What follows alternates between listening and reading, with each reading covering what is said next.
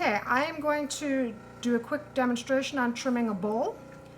First thing we need is a bowl that's thrown on the wheel that is leather hard. Remember, leather hard is that stage in between being wet and floppy and being bone dry. So the form is stiffened up, it's holding its shape, it's easy to handle, perfect consistency for trimming, but do handle carefully because it can still get dinged and warped.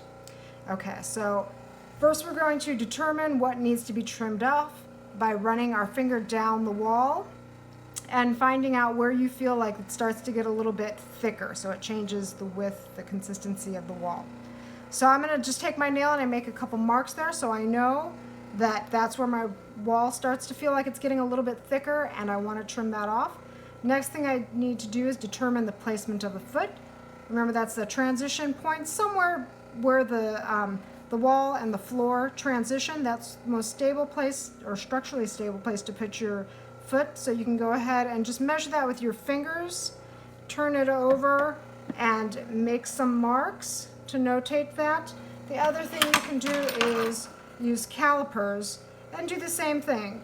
Guesstimate about where you want your foot to be, turn your bowl over, and again make marks, make some marks with the calipers so that you can judge where your foot is going to be. And then we want to determine the depth of our foot. If you've been throwing a good bit, you know approximately how deep your piece goes before you hit the wheel head, so the depth of the floor. If you don't, however, you can take something flat, like your wood tool, and you can take a ruler and you can actually measure to see where things land. So that's 2.5 inches deep on the inside. On the outside, that's 3 inches deep. So I have a 1/2 inch floor basically. Okay. Last thing I'm going to do is commit this interior shape to my memory because I'm trimming this pot upside down. I'm not going to be able to check it while I'm trimming, so I want to really think about the floor of the piece, whether it's conical, flat, or it has a graceful slope. So think about the way that looks, commit it to your memory, and then we're going to turn our bowl upside down on our wheel head. Get it centered. If your bowl is fairly centered to begin with, it shouldn't be too hard of a process. You can use your concentric rings on your wheel head. And then you're going to take your needle tool and you're going to slowly walk it in until it touches the bowl, and then stop walking it in, just hold steady. And what you're going to see is the needle tool is going to make a mark where the pot is close to you and it's touching, and it's not going to have a mark where it isn't close to you. So what I do is I find the ends of that mark, turn them away from me, and then the side that didn't get touched, I'm going to pull that closer to me. Okay, same thing, start the wheel up and pick another point and do the same process. Okay, lines basically going from here all the way around to here. Scoot this part towards me just a little bit and I should be ready to go then. Pick one more point. I do have, that looks like it's going all the way around. I do have one spot where there's a finger jab in there and it's not touching. It'll never touch.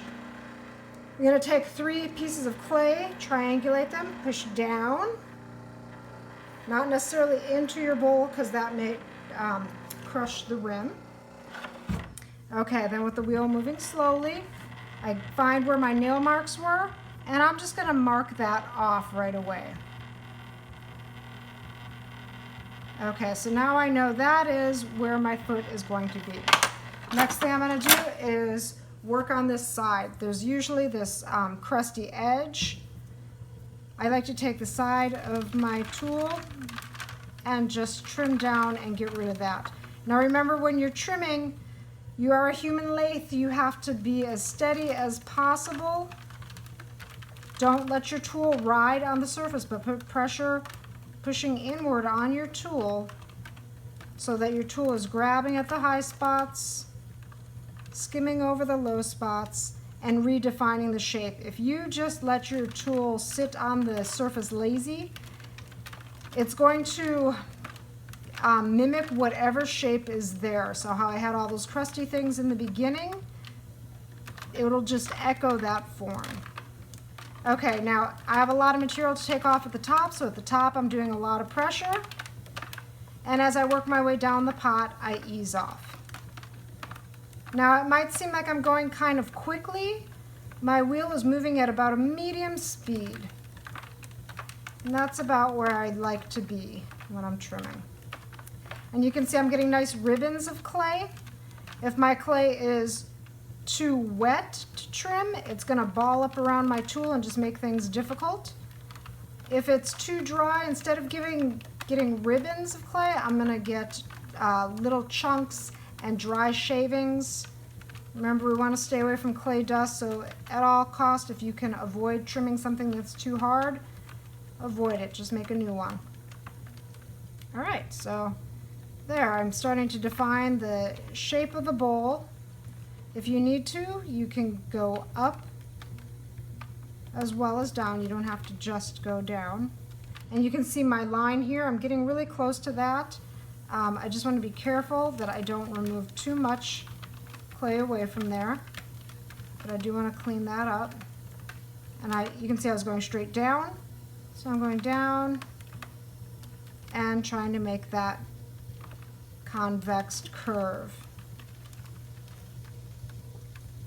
Okay, now I'm going to work on the top of my piece. I'm going to level it off.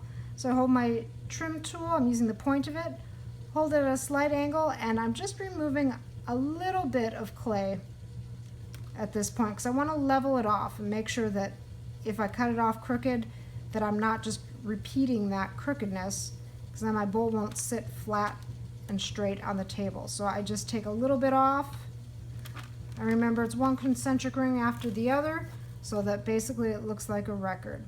You can do that a second time if you feel like there were any little bobbles or any idiosyncratic things going on. Go over it one more time. Okay, that feels pretty good to me. Now I'm going to just work on this foot slightly. Clean that shape up. I want to round this corner.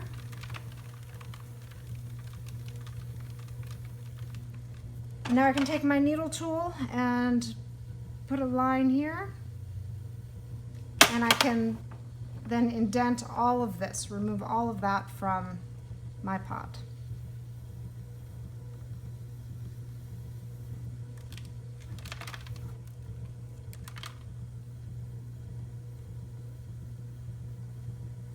And then remember, when we're trimming, we're trying to make the outside shape match the inside. That goes with the bottom too. If your bottom is real flat, make sure that you're trimming it real flat. If your bottom is very concave on the inside, make sure that it's convex on the outside in this part. So I can go a little bit deeper here. You know, I'm a little bit deeper at this point than I am at the center here.